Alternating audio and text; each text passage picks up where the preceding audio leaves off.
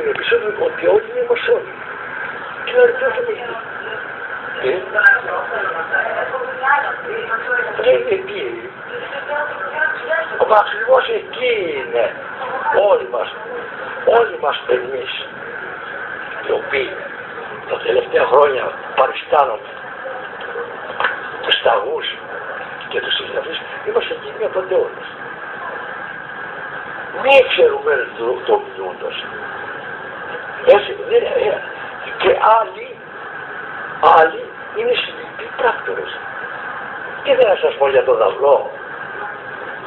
Για τον Δαυλό, το οποίο πράγματι είχε σημαντικά απλούστερος σκοπός να κυλιδώσει την ελληνοδοξία.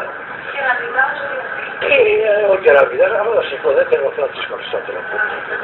Ο Κεραμιδάς ήταν συνείδητο πρακτοράκι, έδωσε μπακάκο από πάνω στο τέταρτο όρφο.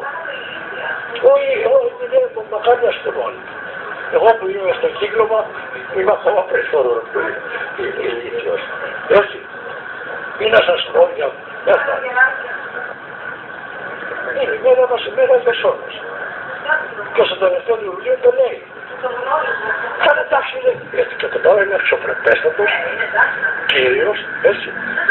Αλλά αν θα δείτε το τελευταίο του βιβλίο, και θα δείτε ότι μιλάει με τον υπολογιστή, με τους θεούς και τις οντότητες. Είναι δυστυχώς μια μικροαπάτη.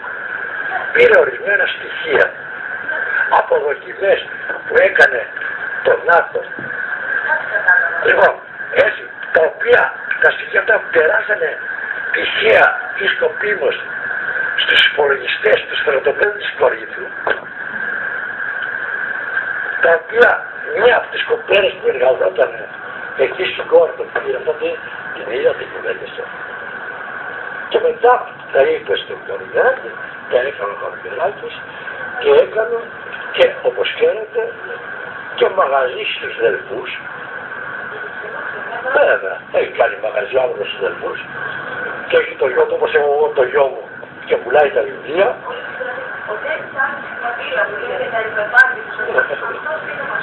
Δεν μπορώ να το ξέρω, δεν μπορώ. Για μένα 100%. Εγώ πάρα πολλές φορές διαβάζοντας σε παραστάσεις συνείδησης και τα άλλα βιβλία, δεν ρωτήθηκα. Εγώ αντιγράφω αυτός ή αυτός εμένα.